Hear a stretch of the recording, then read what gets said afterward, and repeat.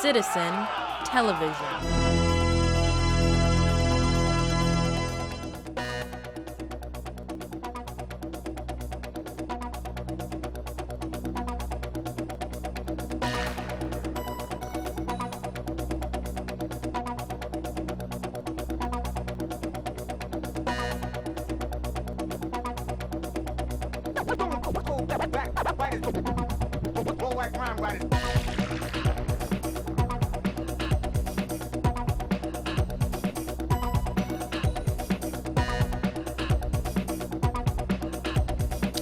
Greetings and welcome to another episode of the Planetary Persuader. I am your host, Kpzmic Kev, and this is for the week of August 15th through the 22nd. So we're in a waning moon period. Last weekend we had the full moon. This weekend the moon is shrinking, folks.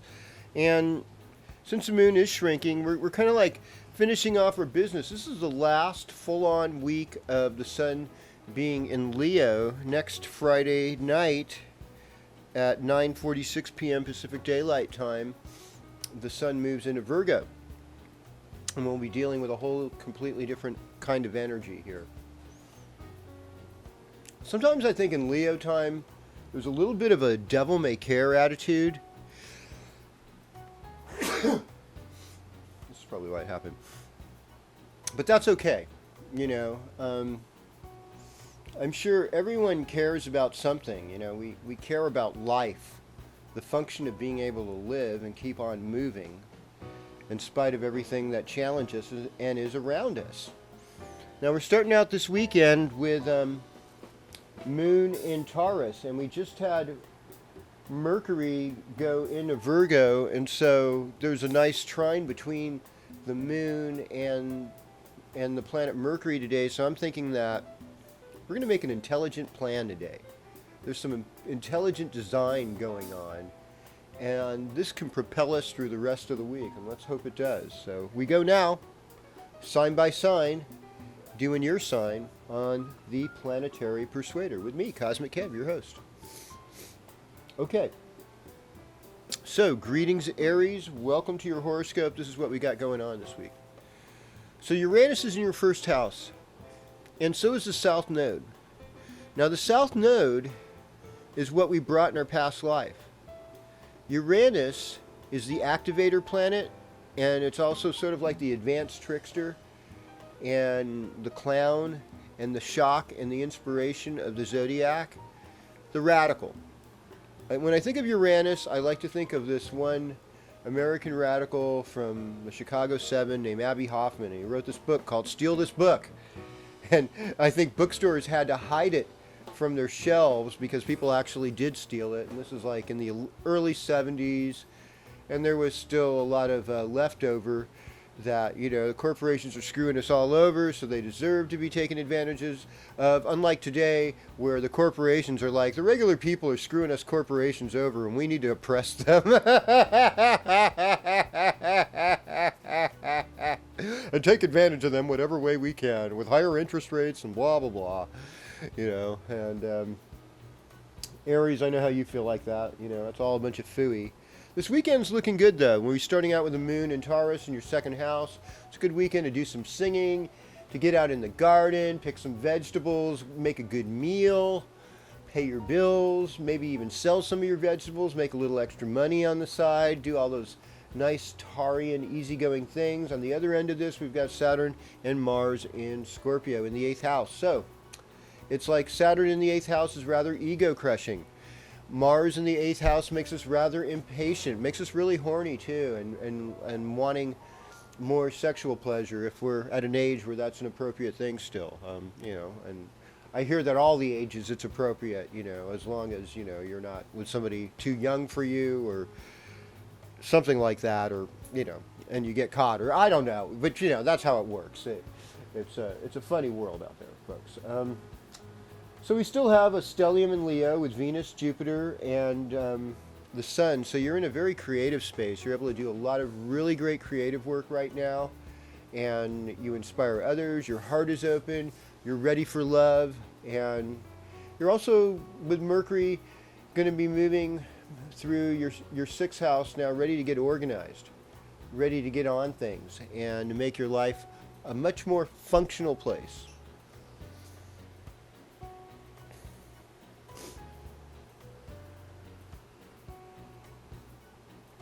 Greetings, Taurus, and welcome to your horoscope. So nice to have you with us. So Leo time is all about family. It's about your parents. It's about your heritage. It's also about your domestic situation and your house. So if your house is somewhat disarray, this will be a really good time for you to get your house together, to get things in order. And it's nice. I mean, a lot of times you have to kind of clean out your own temple, and it's like you have a certain vibe, because I mean, a lot of times our homes are just there because they're functional.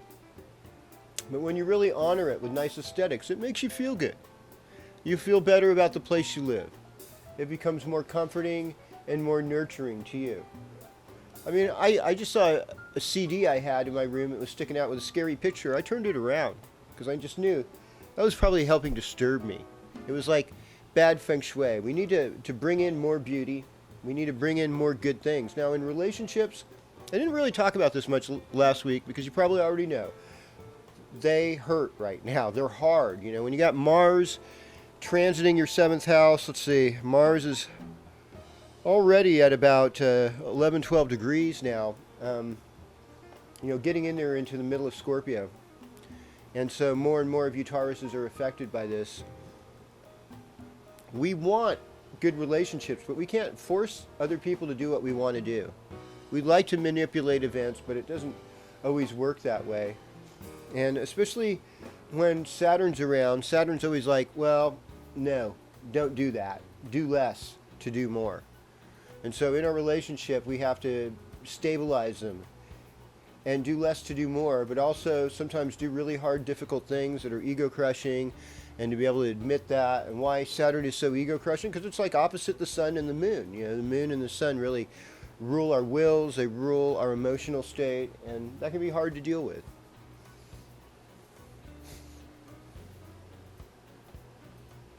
Well, hello Gemini, and welcome to your horoscope. So, we have Mercury moving out of your third house this week and into your fourth. So one of the things that's really important now is to know about your family. My parents were both born in the 1930s, and it was a time period that they grew up in the 30s, 40s, and 50s where identification with your ethnicity was really a taboo. And knowing your roots, it was like everybody was to be one melting pot of America. And don't anybody rock the boat. And although there's a goodness in that unity, there's also some cultural gifts that get lost and get put aside. Whether you come from a culture that has good dancers or good musicians or good visual artists, whatever that is, and there's probably a little bit of all of that. A lot of that stuff got put aside for whatever was modern, whatever was socially appropriate. Somewhere in yourself, I'd say, revive some of the past that is good. Some of the things that are from your heritage that you feel good about, bring them up. Know about it. Your memory is better. You can go into deep psychological work and get things from your old days' memories. Working on your personal health and helping other people, being involved in a charitable cause. It's good for your consciousness, it's good for your community, and it's good for your soul. It's a time where you can make good karma. Moon's going to be in Gemini for a couple of days this week, beginning with Sunday afternoon, the 17th through the 19th. So, Sunday afternoon through Tuesday, think of all things Gemini are going to come together a little more for you. So that's the good news. And you have a hunger to be more creative, to be more playful. And you're still, looking good in the neighborhood with social grace, good friends. It's a very nice stellium to have Jupiter, Sun, and Venus all in the third house. It gives you something to talk about. You can weave a good story. You can enthrall an audience. And the transformation is deep these days. You're going through some deep stuff that you'll never come out the same. And that's the way it is. Well, hello Cancer, and welcome to your horoscope. So, This week, from Friday the 15th to Friday the 22nd, what can we expect? Well, first of all, it's a lot about being a person of substance and making things happen for yourself. Where do you stabilize yourself? How do you make money? How do you feed yourself? What kind of foods do you eat? How do those foods make you feel after you've ate them? These are really important things to consider. There is a way to enjoy singing, enjoy your voice. Like I said last week, yeah, do all the dental work, get your neck adjusted if you need to. Be patient with your kids' friends and your spouse's friends and their family, and that the people that you kind of have to adopt into your life. You're putting on a new face for yourself too. You're trying to be a better person this year. You have relationship challenges with Pluto in your 7th house. You're like some of you are like, well, that's an understatement. And then there's Neptune in the 9th house. So you're reaching for that gem, that pearl of great price, that spiritual wisdom that doesn't get bought easy. It's not something you can read in books. It's really something that we get from practice, and we have to live it. And one of the biggest things of living it is when you have a challenge, to be thankful for it, thanking the Creator, the God, the Goddess for all the problems you have. Yes, this is it. Say, you know what, I don't understand this stuff, but you're giving them to me. There is some gift in here. I don't understand it. Help me see that more clearly, that I can be a better person when I feel like I'm under a heck of a lot of stress. That's a simple prayer. And may that carry all of us that are going through something like that, so we can enjoy the cool green pastures and flowers of beautiful living. And speaking of beautiful living, Leo, you are looking great these days. So hello, Leo. Venus in the 1st house, okay? That right there inspires love. It also kind of inspires a little bit of a laziness and apathy, because things are good, so why should I move? When it's easy, Hey, I'm just under the fig tree eating the figs. There's no place to go. It's a good life. But you've got those more sattvic quality planets, those planets that deal with the agape love, the higher love of the Sun and Jupiter in your 1st house. So there's this striving to bring a more positive light into the world, as well as be a more loving, friendly person. It's beautiful. Mercury moving into your 2nd house this week. I mean, you become a little more talkative. There's information you want to share. There's information that you want to talk about, and it's always a good time to engage in music too, and singing, and maybe you're buying books or things for your iPad or Kindle or something. I mean, this isn't an advertisement. I'm ashamed of myself for even mentioning those words. We've got North Node in the 3rd house, and that is a place where you're desiring to be a better communicator. You're desiring to have a better relationship with your brothers and sisters. There's nothing wrong with that. Mobility issues, issues involving your domestic life, your home, are a little bit harder for you at this point, and so those are more challenging. Pluto in the 6th house, you might be dealing with some health issues that have been a little bit chronic that you want to improve. Neptune in the 8th house, it's encouraging to have a spiritual vision. Allow yourself to be informed. Read the Tibetan Book of the Dead, read the Bhagavad Gita, read the Gospel according to St. John. I mean, anything that can uplift you at this time.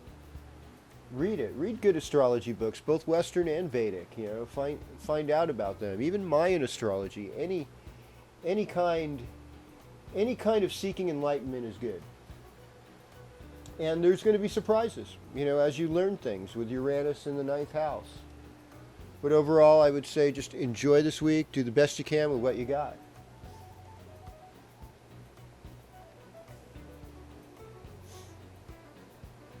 Well, greetings, Virgo, and welcome to your horoscope. Well, I told you last week I'd have good news for you. We got Mercury in the 1st house in Virgo. Now, Virgo's a Mercury-ruled sign, so Mercury likes it here. And because of that, we're seeing more intelligence. We're seeing more critical analysis. And I mean, I have to admit, in the last 15 years or so, I feel like a lot of critical thinking has gone out the window in my culture and has been replaced by paranoia and fear as a new form of sensibility. You know, if fear never addresses the issue. Fear is, don't turn over that rock, it might be a minefield, you know, instead of just like, let's throw a rock at that rock and see if it explodes. See, now, that's what Mercury and Virgo would say. Let's see what happens. You know, we can do this in a safe way. We don't have to be fearful. We can do it in a safe way. Let's investigate. Let's look at things. This is serious stuff. And so, one thing about by the end of this week, you know, the letter is going to be open. And we're going to see what's in it. And there might be some surprises, folks. You right now are concerned about your own personal mobility, just being able to see neighbors and friends, and dealing with your restlessness about where you're at. You know, with Mars and Saturn in your third house, there's a certain kind of restlessness. And there's a commitment, but it's gonna take hard work.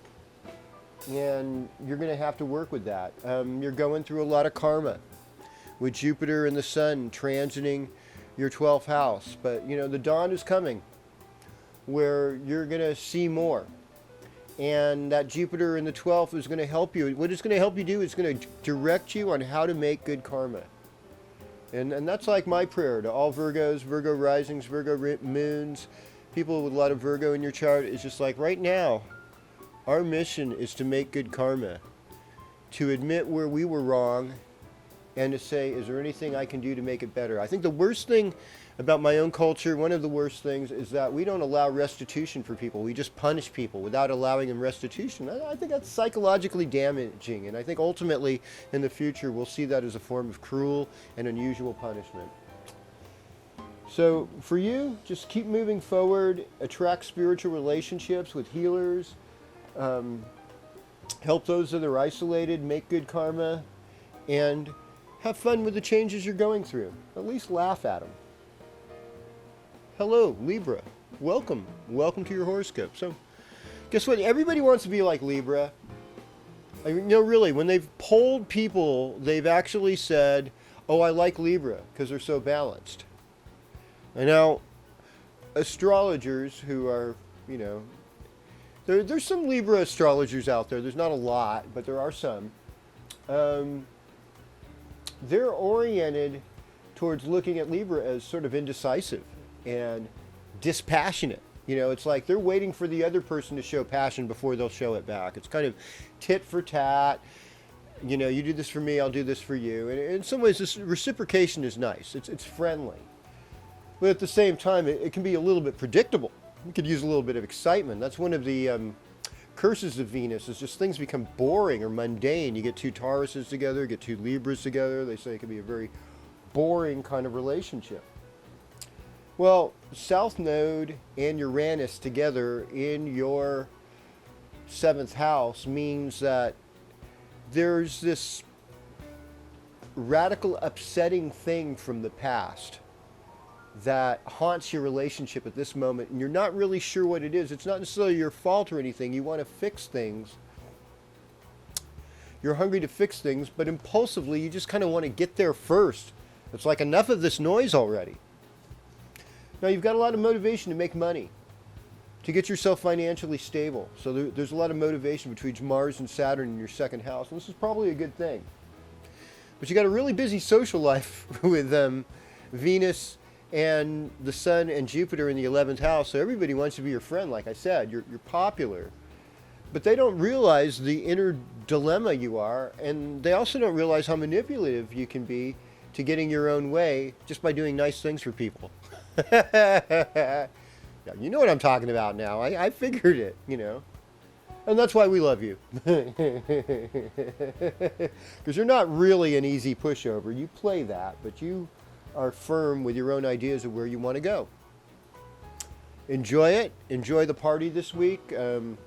Next week, you'll be working on your own personal karma. Well, hello, Scorpio, and welcome to your horoscope. Nice to have you with us today. Okay, so Leo time. It's about the public image, It's about your talents and skills. It's about maybe gifts you inherited from the mother's side of your family. I've heard that before. But it's really where you shine in leadership. It's also where you fit in, where your talents and skills sort of fit in with what the public needs are. So, sometimes the public needs different things, and right now it needs more of that sattvic love. So you need to elevate yourself. And I mean, Scorpios can be very loving people, because they feel it with their whole being. It's fixed water, so it's just like it's a standard of emotion. So to uplift others and to do that with your full creative resources, your key phrases I create. Leo loves creative expression. It may be a challenge to get these two egos and strong wills together, but when you do it in the right way, it makes something beautiful. It makes something amazing. I can think of like the Scorpio performers that have Pluto in Leo, Joni Mitchell and Neil Young. I mean, they're amazing. They're genius in their artistic ability. And this is the type of thing that Scorpio can be a part of, can gift us with. And with this extra energy you have and this maturity, you can move forward with that.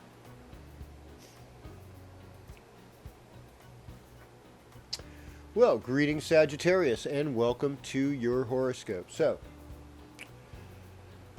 Venus, Jupiter, and Sun all in the 9th house. Man, it sounds like a vacation to me. You've got a good Leo friend. He's planning a little festival for this weekend, and I think it's going to be really fun.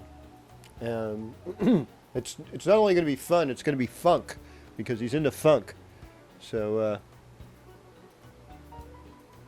but I thought to myself, what a nice manifestation of these energies.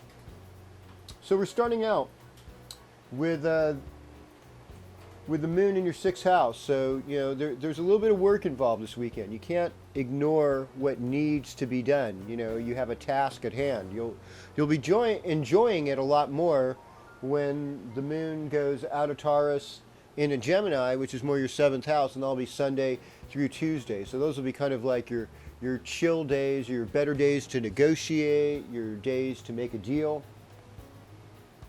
We've got a lot of ability to learn new information, especially spiritual information, but even leadership and management information or artistic information from other cultures. You can integrate this in your life right now. Mercury moving into your midheaven, you get a little smarter about what you need to communicate. And that's not a bad thing. And so you got some rough karma to deal with, with secret enemies and old debts and limits. Well, make it right. Do the right thing, and you'll ascend even further. Well, greetings Capricorn, and welcome to your horoscope. So Leo time's usually a pretty rough ride for Capricorn. I mean, it's an 8th house transit. We've got Sun, Jupiter, and Venus though in the 8th house. That's not so bad. Those are really overall good planets. I mean, the Sun has a little bit of a maleficness to it, but it's mostly to bring light and to keep us in gravity, to keep us grounded, to keep us in a place that's real. Jupiter helps give us happiness. So there could be more happiness this year in our sex lives. There could be more happiness in our knowledge of the metaphysical. There could be more happiness in the way we conduct our dealings with romance or even with creativity. Our imagination is also flourishing in this 8th house. It makes a really good artist too. So you have insights. You're seeing things you don't normally see. And I think if you work all this 8th house energy and this Pluto in the 1st house energy together, you're going to create a new vision and something that's more solid and more apropos for what we're going through as a people. Plus you've got good friends in the 11th house, those Scorpio friends, in the wise old ones that are Saturn-like and the young vital ones that are Mars-like. They can help you at this time.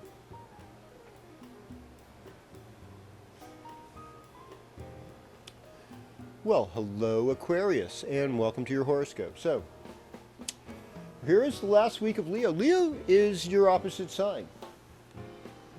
So, Leo is a celebration of the light and the celebration of growth, and it's also symbolic of the first harvest, like the earliest harvest.